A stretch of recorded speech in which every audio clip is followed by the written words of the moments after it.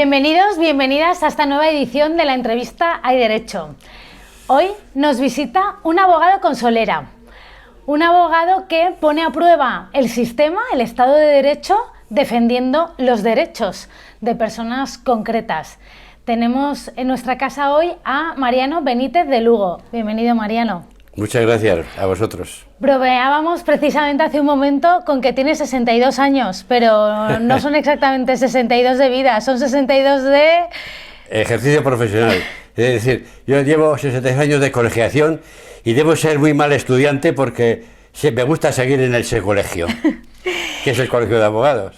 Cuéntanos, dices, me gusta seguir en ese colegio porque cuéntanos, ¿qué haces? ¿Quién es Mariano Benítez de Lugo?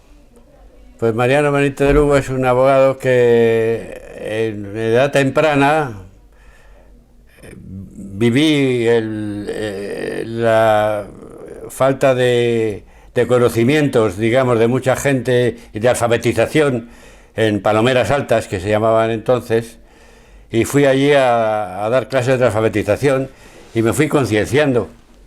Me fui concienciando por una parte. Y luego el franquismo, por otra parte, me concienciaba políticamente, en el sentido de defender en el Tribunal de Orden Público a todos aquellos atropellos contra lo que pudiera ser un Estado de Derecho, que no era entonces Estado de Derecho. Ahora, estamos en otro marco jurídico, de forma evidente, pero sigues teniendo ahí unas batallas abiertas importantes, claro, especialmente en relación con el derecho a la vivienda, y te quería preguntar por una sentencia reciente del Tribunal Supremo de un asunto que has defendido tú en relación con la venta de vivienda social por parte del Ayuntamiento de Madrid. Cuéntanos esta historia. Bueno, eso ha sido un largo camino. En el año 2019 interpuse esa demanda de retracto de unos inquilinos. El retracto consistía en: oiga, yo soy inquilino de esa vivienda y tengo derecho a comprarla en el mismo precio que usted se la ha vendido a un fondo especulativo. Esa era la síntesis del proceso. Entonces lo perdí en la primera instancia, lo gané en la audiencia y ahora, después de 5 años o 6 años, el Supremo me ha dado la razón de que efectivamente mis clientes tenían derecho a haberlos comprado esa vivienda. Es un derecho que se les negó en la infame venta de viviendas sociales a fondos especulativos, vulgarmente llamados fondos buitre. Fue una operación de venta de 1.860 viviendas en el año 2013 y estamos hablando de una sentencia del Tribunal Supremo de diciembre de 2024. Sí. ¿Qué ha pasado entre medias? Pues lo que ha pasado entre medias es que he presentado nuevas demandas de retracto porque considero que tengo razón jurídica para sostenerlo, ¿no? Y entre ellas ha habido también un proceso penal. Hicimos un proceso penal que se resolvió de una forma, desde mi punto de vista, corrupta, porque la ponente de la sentencia era una juez que no era de carrera en un tema de tanta importancia como este. Fue nombrada ad hoc para este caso. La prueba está en que a los 20 días de dictarse la sentencia ya no, como no era juez de carrera, cesó como juez sustituta. Y sigo ahí luchando desde entonces con los desahucios que están instando los fondos buitres y con pésimos resultados en general, salvo en el tema del retracto. ¿Por qué? Porque yo creo que nuestros jueces son hiperformalistas, lo que diría un filósofo del derecho, paleopositivistas. Es decir, solo se fijan en los contratos de alquiler que han hecho mis menesterosos clientes, forzados para no salir de sus viviendas, forzados. Son contratos de adhesión y eso hay una directiva europea, la 93 del año 2013, que es muy clara con las cláusulas abusivas sobre los plazos, porque mis clientes, es importante decirlo, son fieles pagadores de su renta. Fieles pagadores, no se pueden equiparar a los desahucios por falta de pago o a otros supuestos, son fieles pagadores de la renta.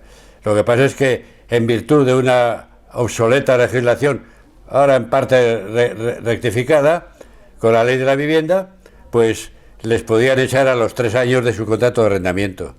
Cuando en la operación de venta esa, el informe provisional de la Cámara de Cuentas de Madrid ya dijo: se ha prescindido de tener en cuenta el interés de los inquilinos. Pero nunca el gobierno municipal del Partido Popular de aquel entonces no quiso saber nada y siguió adelante con la operación. Estamos hablando en este caso, claro que es muy singular, porque estamos hablando de una operación de una administración pública en una venta masiva de vivienda. A la vez, en la actualidad, luego que nos amanecemos todos los días con noticias relacionadas con vivienda, pero hay casos muy diferentes porque no tienen nada que ver, ¿no?, cuando es administración pública particulares, que cuando estamos hablando de relaciones entre particulares.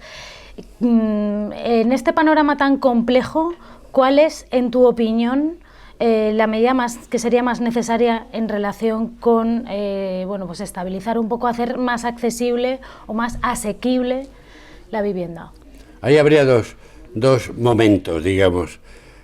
El freno a los lanzamientos de familias, que podría contar casos absolutamente patéticos, para los que muchos jueces son insensibles. Son corazones de piedra y mentalidades obsoletas. Eso, pues, por una parte. Entonces, habría que modificar la legislación. El legislador progresista ha sido muy timorato en cuanto al tema de las personas, del lanzamiento de personas vulnerables. ¿Por qué? Porque se ha prorrogado la suspensión de los lanzamientos hasta el 31 de diciembre de 2025. Mentira. No se ha prorrogado. Eso está en manos de los jueces. Y el legislador progresista podía haber decidido, en todo caso, no habrá lanzamientos hasta 2025, si son fieles pagadores de la renta, insisto. Pero no se ha atrevido. ¿Y por qué si se ha atrevido en el caso de los deudores hipotecarios, que ha dado de plazo hasta 2028, y no de gente afectada por la maldita operación de venta de las 1.860 viviendas sociales? Lo desconozco, pero me parece un engaño el que digan se suspenden los lanzamientos. No.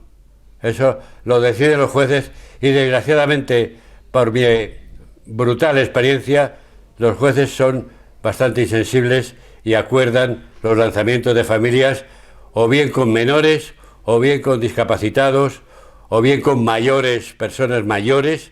Ahora tengo un lanzamiento previsto de una persona que tiene en su casa a su madre de 70 y tantos años y a su abuela de 100, absolutamente imposibilitada, encamada todo el día, y sin embargo el juez ha acordado su lanzamiento. Yeah. Increíble. Pero, Mariano, ¿y no deberían ser las políticas públicas de vivienda las que asegurasen una alternativa, lo como se llama, una alternativa habitacional y el acceso a vivienda social? Pues sí, ¿Tienen que ser los propietarios privados los que soporten esa falta de acceso a vivienda social, o qué es lo que está pasando con el mercado de la vivienda, con la oferta de la vivienda social realmente? Tropezamos con dos aspectos. Uno, las competencias del gobierno de la nación y del Estado, en definitiva, a legislar sobre el tema de vivienda, cuando es un tema que en buena parte está residenciado en las comunidades autónomas.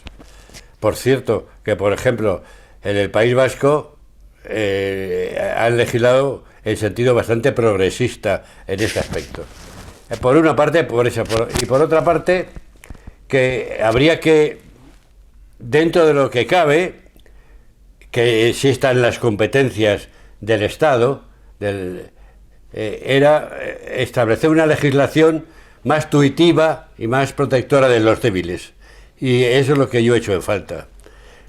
Y de cara a la futura vivienda, pues sí, claro, yo, desgraciadamente para mí, estoy anclado en lo que ha ocurrido y no lo que debe ocurrir, porque lo que debe ocurrir, dada mi edad, yo creo que ya me va a superar. Y entonces, lo que ha ocurrido a mí es el que me tiene absorbido el seso, el poco o mucho que tengo. Y entonces, ¿qué puede haber? Pues sí, tendría que haber un sistema te lo dice todo el mundo ahora, además es muy fácil decirlo. Yo voy a hacer, los progresistas, vamos a hacer viviendas sociales. El señor Feijóo, vamos a hacer viviendas sociales. Y nadie dice, ¿y cómo reparamos lo mal que está, lo que mal se hizo? Nadie dice eso. Porque sobre eso te quería preguntar. ¿El Tribunal Supremo os ha dado la razón a los demandantes?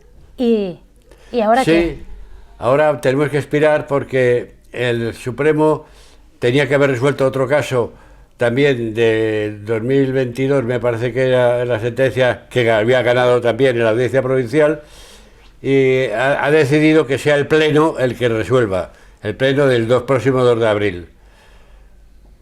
Yo creo que el Supremo va a seguir fiel a su precedente, porque se trata de la misma operación de venta. Pero la justicia siempre es una incógnita. Y aunque toda mi vida he luchado contra las injusticias de la justicia, en este caso estoy dubitativo, digámoslo así, aunque confiado, porque si siempre digo que no tengo fe, pero tengo esperanza en muchas cosas, en este caso creo que tengo fe de que el Supremo no va a cambiar su criterio. Y aunque antes has dicho que tienes la mirada más puesta en lo que ha pasado antes que en lo que está por venir en el futuro, dada tu edad, yo no me resisto a preguntarte, como hago con todos los invitados, si hubiera un cambio que estuviera en tu mano en relación con las injusticias o con el asunto que tú quieras de aquellos que conoces, ¿cuál sería el cambio que priorizarías? Para empezar, yo seguiría un poco la política de la normativa y jurisprudencia europea, del Comité de Derechos Económicos, Sociales y Culturales y el Tribunal de Justicia de la Unión Europea, de que el derecho a la vivienda es un derecho fundamental, que en el artículo 47 de nuestra Constitución tiene el derecho a la vivienda digna. Bien, ¿eso qué lleva consigo? Pues lleva consigo que no haya lanzamientos. Pero no me refiero ahora a los ocupas, que es otro tema en el que no estoy de acuerdo con esa situación que se da. Yo estoy hablando de fieles pagadores de sus rentas. Y el legislador, si tiene un inquilino fiel pagador de su renta, no puede permitir que nadie sea lanzado de su vivienda si no hay una alternativa habitacional. Y eso tiene que ser así. Y entonces tendría que prohibirse, y eso de cara al futuro, que haya ningún lanzamiento sin alternativa habitacional. Y todos mis casos, en ninguno hay alternativa habitacional. Y se encuentran las familias en la calle. Y entonces me veo obligado a negociar en situaciones de inferioridad con el fondo buitre. Porque ya tienen como compañero de viaje un juez que les ha dicho, láncese esa familia.